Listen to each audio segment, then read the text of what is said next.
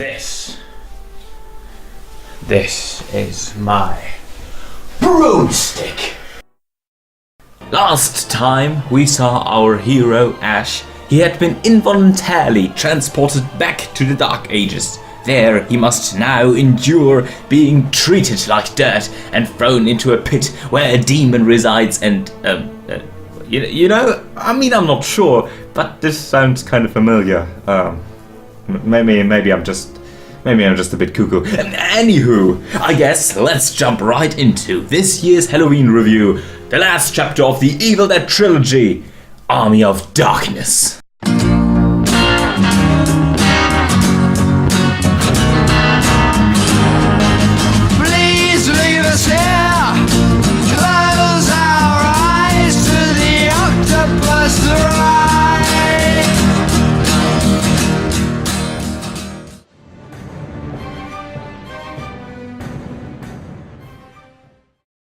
Released in 1992, Army of Darkness concludes the Evil Dead movie trilogy, and just like before, at the beginning of the movie, we are treated to a reshot version of the ending of the previous movie due to some studio copyright nonsense.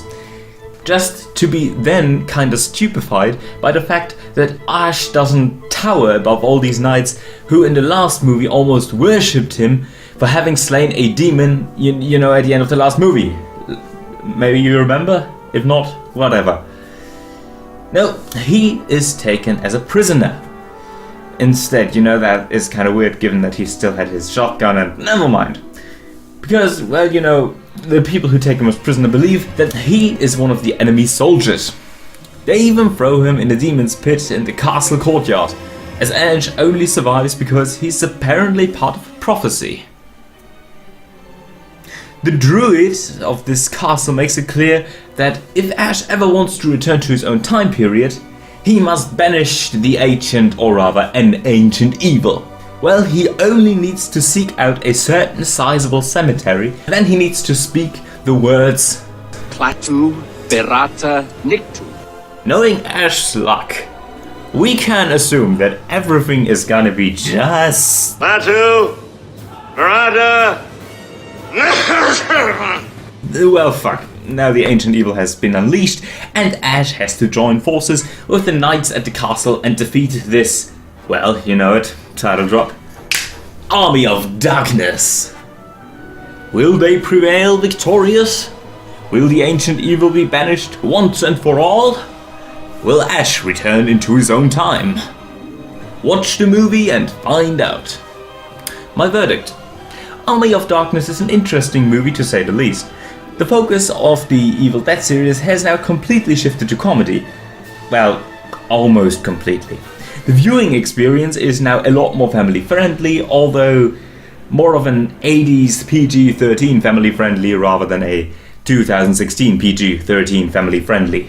The set design is, like the cinematography, all really blockbuster-ish and grand scale and such, in stark contrast to the previous two movies, which have had this little, claustrophobic feel to them. It wasn't like overly tight, but it was all kinda compact. Most stuff happened inside the cabin, and even the stuff that happened outside was kinda limited. Here we got grand landscapes, giant castles, and all that stuff.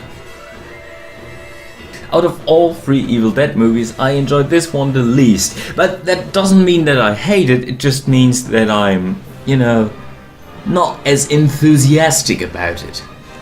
I mean, there is a lot of stuff that I still like, for example, the cheesy one-liners, and Ash's action stuff, and, a whole bunch of stuff. For example, also the alternate ending way. The point is, I just didn't enjoy it the same way I enjoyed the first two movies. Let's just say that when I want a relatively family-friendly comedy, I seek out a relatively family-friendly comedy. But The Evil Dead, to me, stands for blood, guts, and comedy in a really neat fusion of, styles. So, to make a long story short, I give it, one of these mandatory ratings, a 7 out of 10. It's not bad, it's just not good enough, in my opinion, to be considered really good. It's good. It's still a cult classic, obviously, among fans, but not my first choice when it comes to the Evil Dead movies. Anyway, I thank you for listening and wish you all a happy Halloween. Good night and good luck to whatever you might be.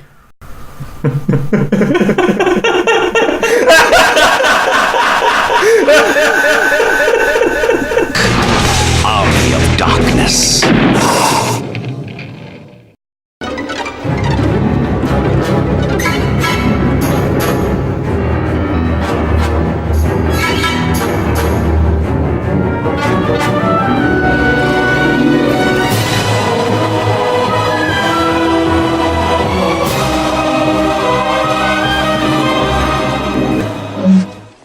Yeah.